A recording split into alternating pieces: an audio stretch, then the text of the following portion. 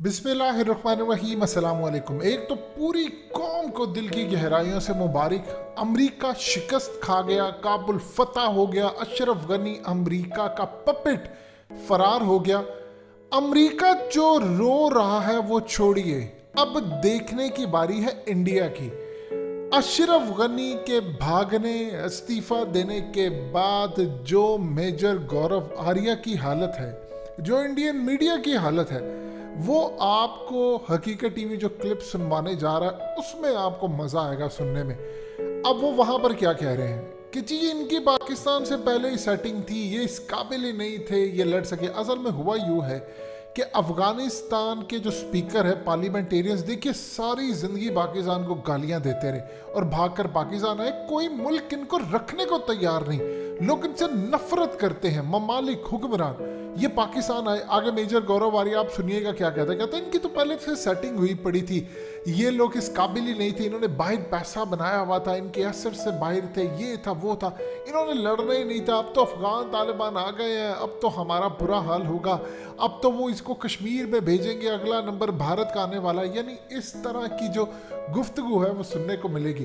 आपके दिल को बड़ा सुकून मिलेगा। बड़ा अरसा हो गया कि आपने सूरत हाल नहीं देखी।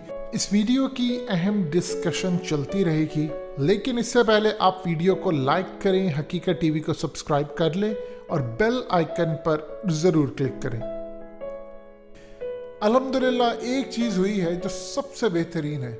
आज के बाद आप अपने दिल से भी, दिमाग से भी, अगर हमें कहीं किसी तरह एहसास से कमतरी है कि अमेरिका हमसे बहुत आगे है, तो ये ख्याल अपने दिल से निकाल दे। अमेरिका के इंटेलिजेंस इदारे फेल हुए, अमेरिका फेल हुआ, अमेरिका के लोगों के साथ धोखा, फ्रॉड किया, इनके जर्नलों ने लूट मार की, इनकी CIA ने लूट मार की, इतना माल खाया, झूठी रिपोर्टें दी, पाकिस्तान पर नाम लगाया, तो शिकस्त तो उनकी होनी बनती है।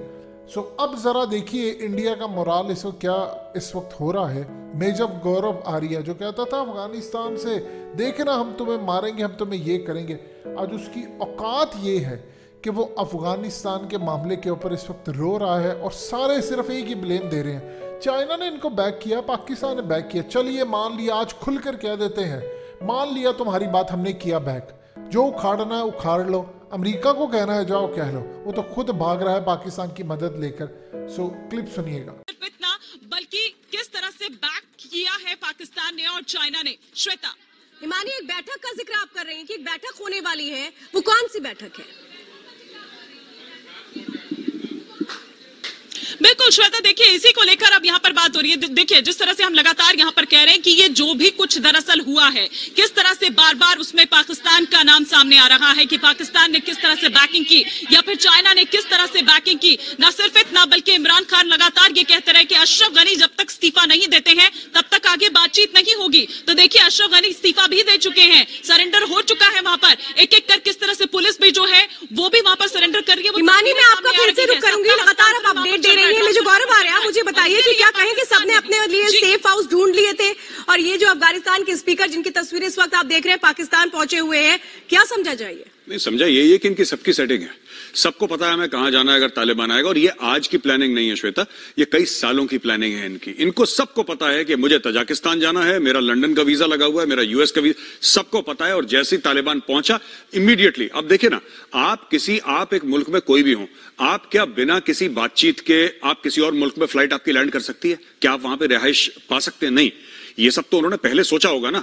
जो ये लोग थे यहाँ पे जो पाकिस्तान पहुंचे, इन्होंने पाकिस्तानी सरकार से बात करी होगी इन एडवांस, पाकिस्तानी आर्मी से, पाकिस्तानी जो उनकी कयादत है उनसे बात करी होगी, जो तजाकिस्तान पहुंचे उनकी वहां पे बात करी होगी। जिस तरीके से जो अफगान मुहाजिरीन हमारे पास आ रहे हैं, जो रेफ्यूजीज हमारे पास आ रहे हैं, जिनके हमारे साथी वहां पे एयरपोर्ट पे खड़े हैं उनकी फ्लाइट का, उन लोगों ने वीजा लेकर आए होंगे, इसीलिए उनको भी तो वीजा चाहिए, तो वहां पे गए। तो ये सब अपना वीजा लेके पहले से बैठे हुए थे, जैसे ही तालिबान पास आया अपने अपने जहाजों में चढ़े। लेकिन वही और इन तस्वीरों में मेजर गौरव आर्या कहीं ये नहीं लग रहा है कि ये बड़े चिंतित थे, ये बड़े चिंतित है अफगानिस्तानियों के लिए, ये बड़े चिंतित है कि तालिबान ने वहां पर कब्जा कर लिया है। ये तो एक तरीके से कहें हंसी माहौल में बातचीत चल रही है। बिल्कुल खुश हैं बड़े इनके। देखिए ये अपने परिवार के साथ वहां पे आ गए, ये जितने भी इनके असासे थे, इनके फॉरेन कंट्रीज में इन्वेस्टमेंट बहुत है, ज्यादातर लोगों की वेस्ट में इन्वेस्टमेंट्स हैं इनकी, तो दे आर हैप्पी, इनका पैसा इनके पास है, इनके परिवार इनके पास है। अब दूसरा, अफगानिस्तान में क्या हो रहा है, दे आर लीस्ट कंसर्न। कम से अगर ये कंसर्न होते, कम से कम लड़ते, कम से कम वहां पे जाके जद्दोजहद करते, कुछ तो करते। अफगान आर्मी ने लड़ा नहीं। और श्वेता, बार बार मैं यही कहूंगा ना, मैं इस बात से कन्विंस नहीं हूं कि जो अफगानिस्तान आर्मी को 20-21 साल से अमेरिका जैसी फौज, जो कि जबरदस्त आर्मी है, वो ट्रेन कर रही है, आधुनिक हथियारों से लैस कर रही है, इक्विपमेंट, गाड़ियां, बूट्स, यूनिफॉर्म्स, एक एक चीज जो अमेरिका ने उनको दी है, ट्रेनिंग अमेरिकन से पाए हैं, वो लोग ये कहें कि तालिबान जैसे रैग टैग आउटफिट से ये लोग नहीं लड़ पाए, मैं मानने को तैयार नहीं हूं। ये मामला ही कुछ और है श्वेता। मेजर गौरव आर्य, अफगानिस्तान पर तालिबान का कब्जा हो जाना किस तरीके से लिए दुनिया के लिए चिंता बढ़ाने वाला है? नहीं, देखिए, मुझे लगता है चिंता बढ़ाने वाला भी है और नहीं भी। चिंता बढ़ाने वाला इसलिए क्योंकि जो डेमोक्रेटिक माइंडेड कंट्रीज हैं वो सोचेंगे साहब यहां पे तो डेमोक्रेसी खत्म हो गई, ये चिंता है। लेकिन जैसा मैंने पहले अपना तर्जिया दिया था, अपना एनालिसिस दिया था श्वेता, वो यही था कि जैसे इंडिया है फॉर एग्जांपल, इंडिया के साथ सीधी बातचीत हो गई कि हम कश्मीर की बात नहीं करेंगे, तुम अफगानिस्तान की बात नहीं करना। उसी प्रकार से अमेरिका से यह बात हो गई, मैं ये तर्जिया है कि अमेरिका से बात हो गई कि साहब यहां पे आप इस्लामिक स्टेट और दाइश को पनपने नहीं देंगे, उनकी जड़ें नहीं वहां पे गहरे होने देंगे, आप उनके खिलाफ लड़के उनको खत्म कर देंगे कि अफगानिस्तान से अमेरिका के ऊपर अटैक ना हो, जैसे पहले बिन लादेन था यहां पे और उसने अटैक प्लान करा था। ये सब चीजें अगर वो अश्योर कर सकते हैं तो लोगों को कोई फर्क नहीं पड़ता वहां पे तालिबान हो कि ना हो, इनको कोई फर्क नहीं पड़ता श्वेता। फर्क पड़ता है तो सिर्फ वहां की आवाम को पड़ता है। बिल्कुल ठीक। अगर हम भविष्य की बात करें तो अब क्या होगा अफगानिस्तान के लोगों का भविष्य? ये डिफिकल्ट क्वेश्चन है और इसका कोई आसान जवाब नहीं है, बट मुझे लगता है कि रेफ्यूजी क्राइसिस पाकिस्तान के लिए सबसे ज्यादा बढ़ जाएगा क्योंकि पश्तो स्पीकिंग पॉपुलेशन बहुत ज्यादा है अफगानिस्तान की, दरी भी बोली जाती है और दीगर भाषाएं भी बोली जाती हैं, लेकिन large majority of the population जो पश्तून पॉपुलेशन है वो पश्तो बोलती है ऑब्वियसली। वो कोशिश करेंगे कि या तो वो खैबर पख्तूनख्वा में घुस जाएं या वो बलूचिस्तान में घुस जाएं, क्योंकि बलूचिस्तान में भी 60-65% एथनिक पश्तून हैं जो वहां पे रहते हैं। बलूचिस्तान में बलोच जो है वो माइनॉरिटी में है, मेजॉरिटी तो पश्तून है। तो इन दोनों राज्यों में पाकिस्तान के वो घुसने की कोशिश करेंगे क्योंकि वहां पे होमली एटमॉस्फेयर है, कई लोगों के रिश्तेदार भी हैं उस तरफ, उनके ट्राइब के लोग हैं, जैसे अफरीदी इस तरफ भी हैं उस तरफ भी हैं, औरकजाई इस तरफ भी हैं उस तरफ भी हैं, मैसूद इस तरफ भी हैं उस तरफ भी हैं, तो इनके सब रिश्तेदार हैं, इनके कबीले यहां पे भी हैं वहां पे भी हैं। तो फिर ये उनकी बात बन जाएगी अगर वो पाकिस्तान पर 5 लाख लोग रुके हैं पाकिस्तान के बॉर्डर पे, पाकिस्तान उनको घुसने, ये वीआईपी फ्लाइट्स तो अलाउ कर रहा है लेकिन आम लोगों को अलाउ नहीं कर रहा। जैसे हिंदुस्तान में देखिए, ये जिनका इंटरव्यू लिया था, ये जो अफगान भाई वहां पे बैठे थे और हमारे रिपोर्टर ने उनका इंटरव्यू लिया था, वो तो आम नागरिक है, वो कौन सा मिनिस्टर है। तो हम लोग अलाउ कर रहे हैं कॉमन पीपल को, पाकिस्तान अलाउ कर रहा है सिर्फ वीआईपीज को जो मंत्री हैं, बाकी अफगानियों को रोक रखा है उन्होंने, क्योंकि पाकिस्तान पहले देख चुका है इसके नताइज।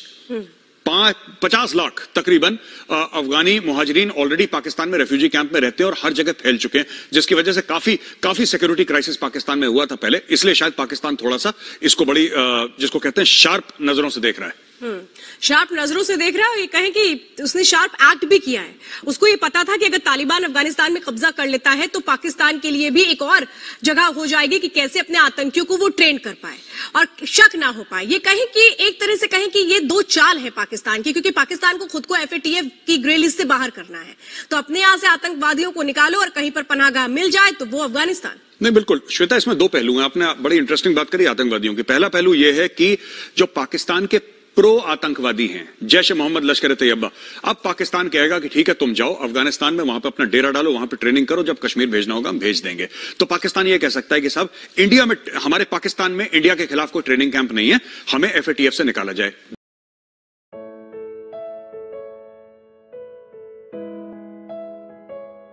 हकीकत टीवी को सब्सक्राइब करना मत भूलें, वीडियो को लाइक करें, शेयर करें और कमेंट सेक्शन में अपनी राय का इजहार जरूर करें।